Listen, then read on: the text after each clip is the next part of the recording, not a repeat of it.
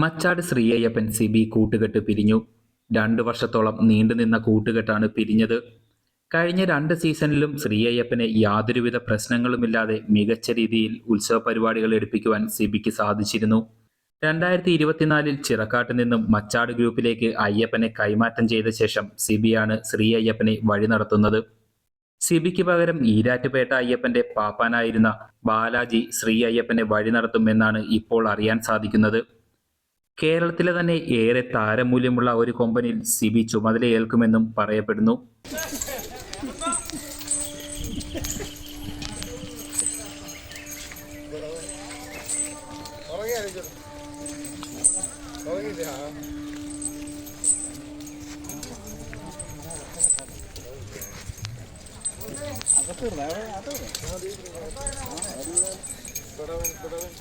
ഞാൻ വന്നിട്ട് ഇവിടെ കണ്ടു, പിന്നെ കണ്ടില്ല.